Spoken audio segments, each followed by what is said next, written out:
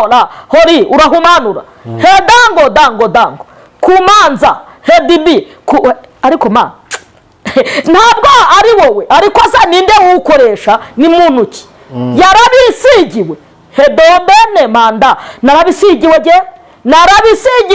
jewe mama bimenyetso yarampamagaye ndumva irambwira ngo Korodina uri umunyu wese. Hari abantu babigizeho ikibazo muri komenti bakajya bandika, ariko hari n'abandi beza byafashije baravuga bati wow tutuzana imanda. Wowe Imana igushyirira igisubizo mu ijambo ryayo kiri bugufi bwawe, have ayo wajyanye mu bapfumu rekeraho kugira ngo ubone urubyaro. Rekeraho sinima dego ayo mafaranga watanze rekeraho. Imana ishimwe uranyumva turi kumwe ndashaka rero ngo abantu bazatwandikiremo muri komenti. Turashaka ko abantu bazandika tubwire wowe ubitekerezaho iki, ese ijambo ry'Imana ni ukuri? Yego ni ukuri.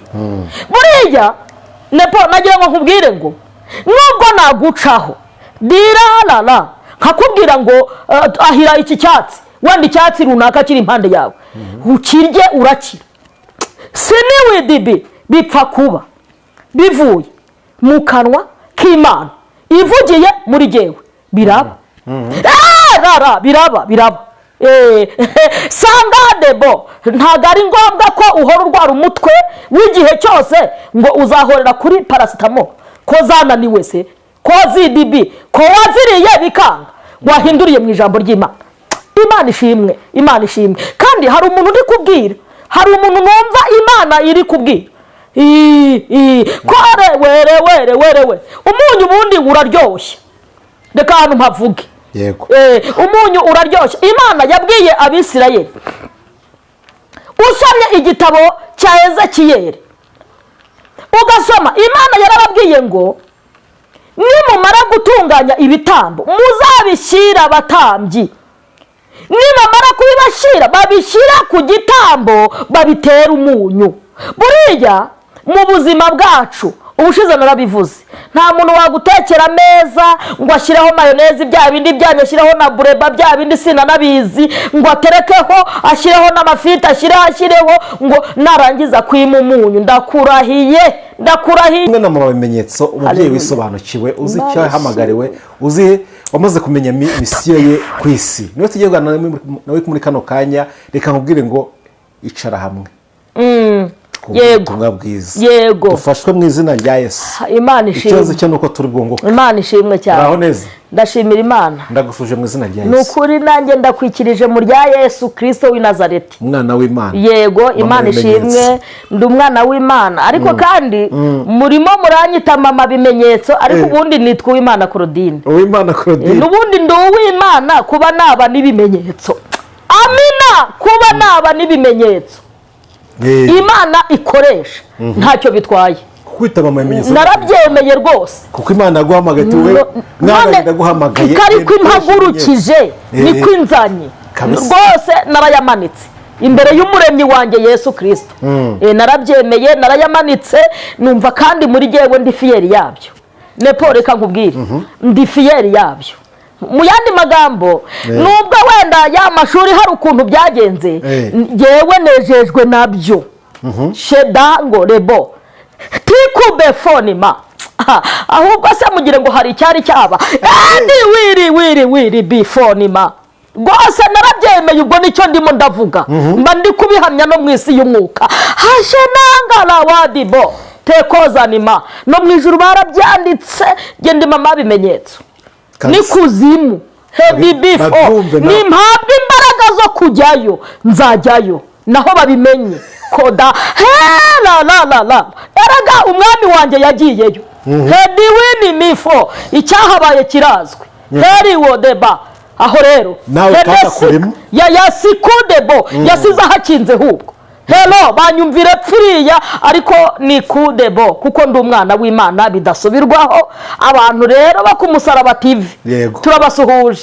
Hari abantu bibajije ngo umwana w'Imana bidasubirwaho. Yego Imana ishimwe tuguhaye ikaze. ndabyakiriye kandi ndabasuhuje bana b'Imana. Se ku musaraba bariyo basuhuza abana b'Imana bariyo, barakumva rwose. turabasuhuje. ndabasuhuje mugubwe neza aho muri, aho mukorera, aho murara, aho mwicaye, muri ako kazi, muri ubwo buzima, ni mugubwe neza. Hallelujah. tubifurije umugisha w'Imana n'amahoro y'Imana. Imana ishimwe. Imana ishimwe. tuguhaye ikaze kandi twishimiye ko tugiye kubana nawe muri kano kanya. murakoze cyane. n'ibyiciro kuri twebwe kandi Imana yabyemeye. murakoze. Shuti muvana muduteze amatwi rero ngune tugiye kubana muri kano kanya. Yego. Reka mbasabe kugira ngo mubaye natwe ariko kandi wowe utariyandikisha mu muryango w'Umusaraba TV kurisha nta kundi kura subscribe. Nyuma ibimenyetso rero uje twaganiye ikiganiro ayobowe n'umwuka w'Imana, dukoresha umwuka umunyu akoresha umunyu usanzwe nk'uko Imana yabimutegetse uwo muteka. hari abantu benshi rero babyibajijeho bamwe ntibabisobanukirwa. tugiye kubisubiraho gato ariko kandi mbere ko tubyinjiramo senga Imana. Reka dusenge. uruwera Mana, uruwera isi yose irakubaha. nimo tarango mu ijuru bajya bikura amakamba yabo bakiedobefu bakikubita hasi bakavuga ko wera, ngo bakongera kurimangare gobefu, ngo bakongera kuzamuka bagasanga urera nanone. nanone ngo bakongera kubararuka bazamuka bagasanga urera. Mana uruwera. wibibi na hano ku Musaraba TV uruwera, no mu Rwanda rwacu uruwera, n'imahanga uruwera. turagushimiye kandi twakiriye imbaraga mu ijambo ryawe. dusenganye n'umuntu wese utwumva ngo abohorwe naryo kuko ari cyo wadusigiye inaha. himbazwa kubyumvise. Amina. turabona none ufite wa munyu nawe ugarushye. misiyo iracyakomeje. reka nkubaze kino kibazo ngo kubera iki umunyu? impamvu buriya mu ijambo ry'Imana habitsemo ubuzima bwanjye bwose, ndetse n'ubwawe bwose bubitsemo. kuki nasomyemo umunyu? kuki wasuzumye umunyu kandi harimo n'ibindi byinshi? abantu banditse, abamarayika banditse, abantu bahumekewemo n'Imana banditse Bibiliya, ko banditse umunyu muri Bibiliya. ariko nepo ubu nabyirengagiza gute? tubisome ahubwo. katubanza tubisome. umuntu wumvise iyi nkuru y'ijambo ry'Imana ari ubwa mbere akaba byumvise aka kanya, reka tubanze dusome Matayo ibice 5 umurongo wa 13.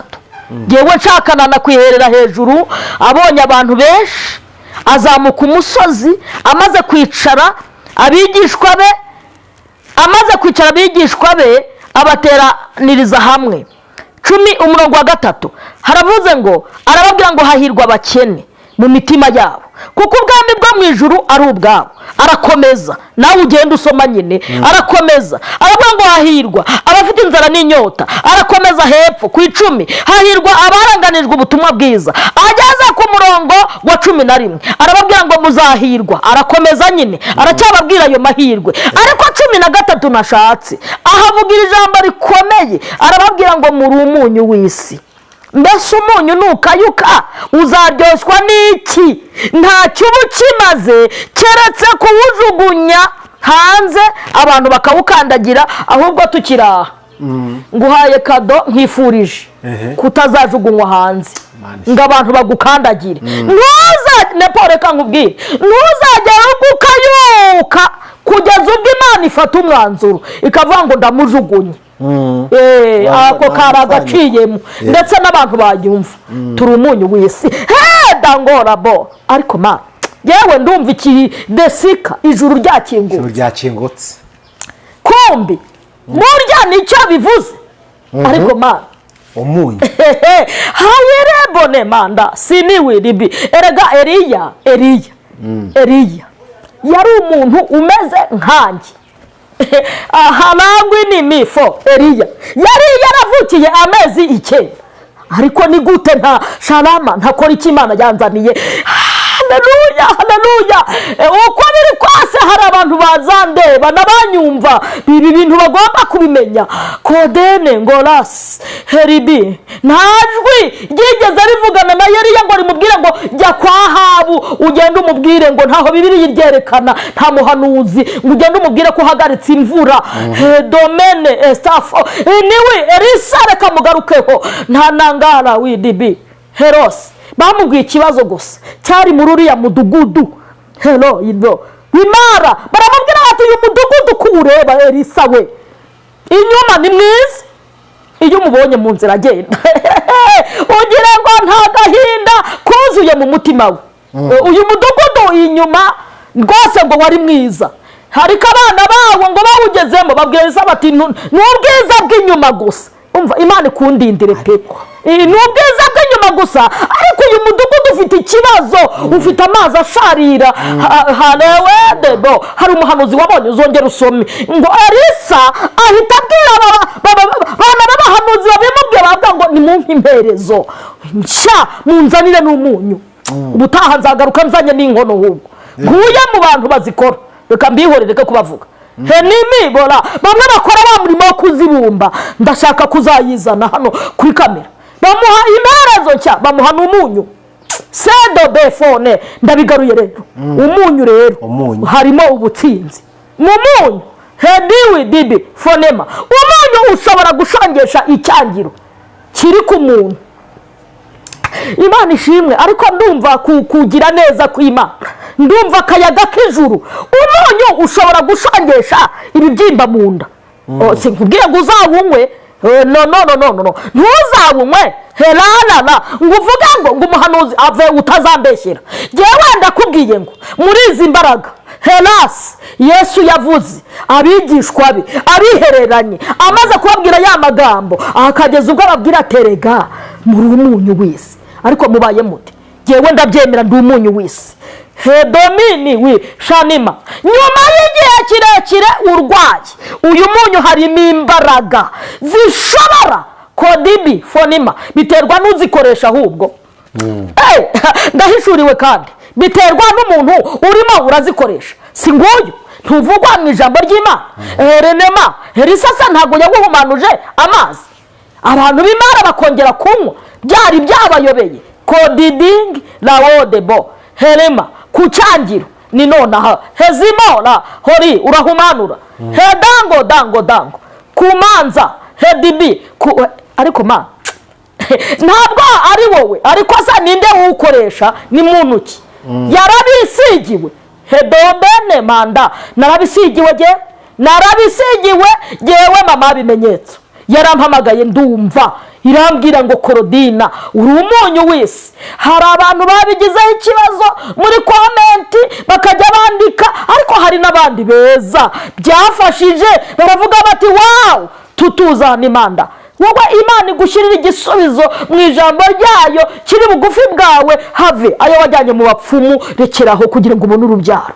Rekeraho sinima dego ayo mafaranga watanze rekeraho.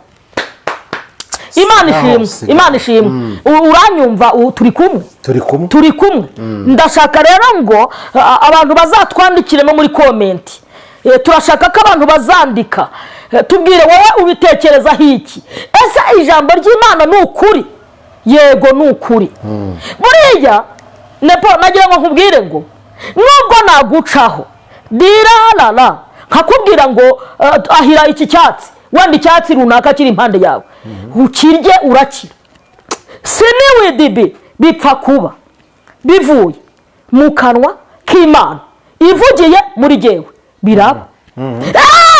Biraba. Sangadebo ntago ari ngombwa ko uhora urwara umutwe w'igihe cyose ngo uzahorera kuri paracetamol ko zananiwe se, ko zidibi, ko waziriye bikanga, wahinduriye mu ijambo ry'Imana.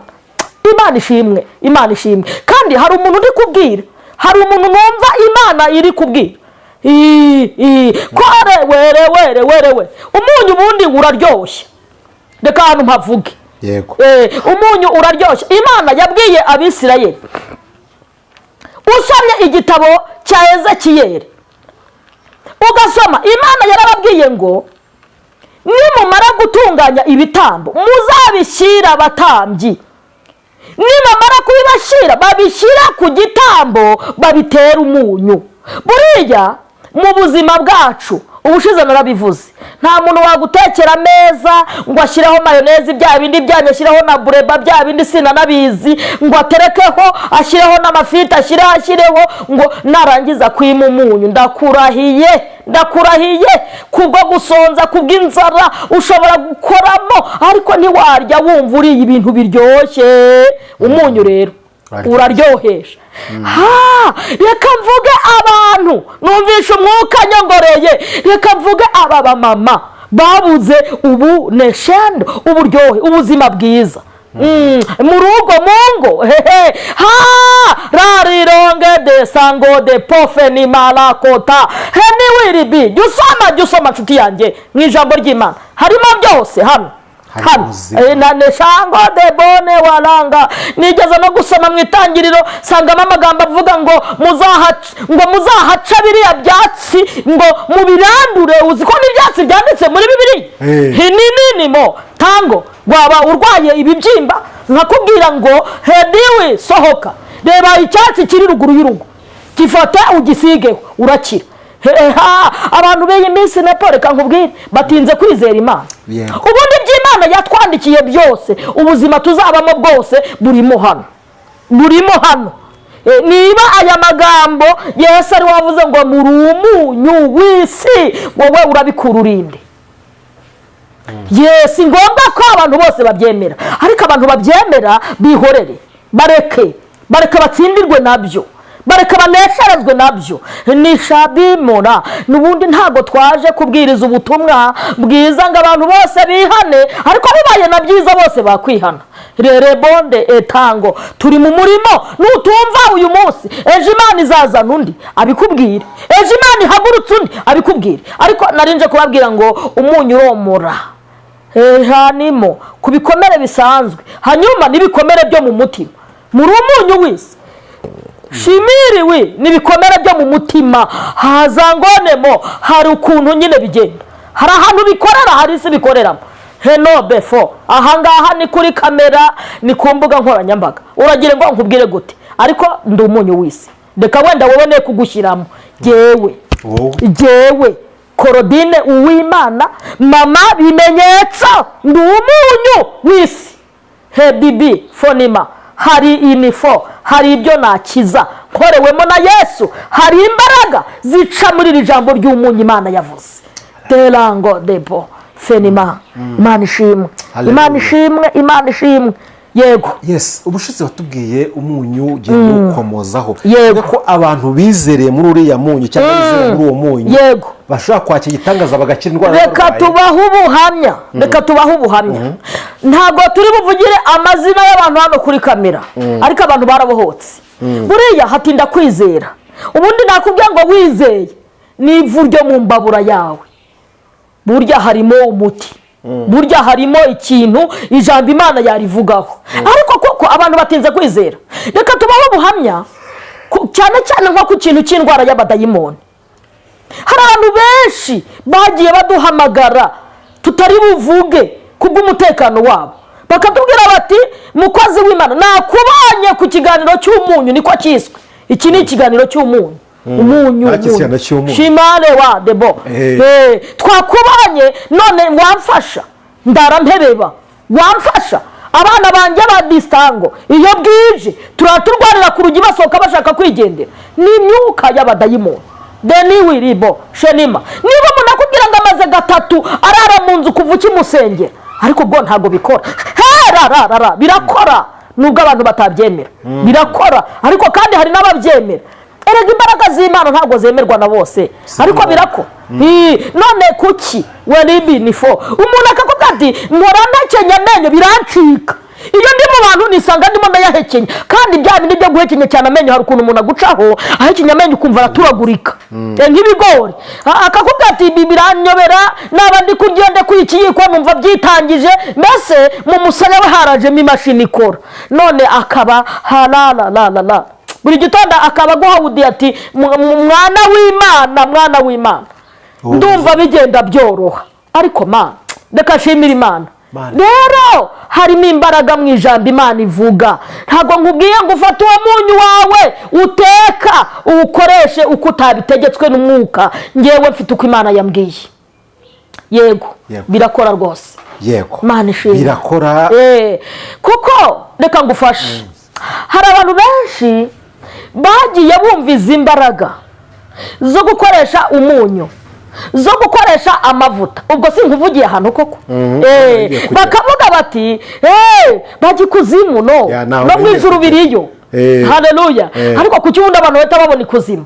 Abantu bajya ikuzimu. Uzarebe ziriya mbaraga basiga abantu amavuta, babatera umunyu, babahanaguza ibitambaro, bajya ikuzimu. Uri mu kirere giciriritse, wowe urimo urerekerwa hasi mu kirere cyo hasi. Hadini orange hari ikindi kirere hedome fonima dusoma mu ijambo ry'Imana tugahita tubona ko umunyu nawo wabikora. Rabi erega ndumva ndi gufashwa Mana we. Debo abamotari naboregone fo Imana ibagarutseho hedobe foniwa desika. Hari ikindi kirere wowe uri hasi, ntaguzi imbaraga ziba mu ijambo ry'Imana. Hedimonde kuko impamvu icyo ubonye cyose se ni kuzimu. Imana se ntabyo yakora. Imana kuba yemera n'abayikunda ntabyo yakora. Ndanezerewe mu mutima wanjye kuba ngarutse hano ku Musaraba TV nje kuvuga kuri izi mbaraga. Uretse n'uyu munyu ubusa mu minsi iri imbere muzi data Gatonda umwami wanjye, data wa twese agiye kuntumiki ko mpari hedi dibi ndahari. Hari n'ifonima, hari n'imisi iri inyuma, hari ibindi agiye kuntuma. Rero nshuti yanjye have wirebera mu kirere cyo hasi winyenyeretsa. Hari iyerekwa ritomoye dufite, hari ikintu Imana yashize ku mitima turaje gukora. Kandi mu minsi yashize ndi mu bantu Imana yabwiye ko igiye guhagurutsa abakozi bashya. Ibi ureba nkora hari abantu benshi bagiye kubyiyitirira. Yajya byiyitirira ubona arimo arakora ibintu bisa n'ibintu by'abasazi bidashinga, ntibizafata. Igikundira Imana yasize cyo kubikoresha wowe buretse kubyiyitirira. Oya no, gendera mu muhamagaro wawe. Ndeka nkubwire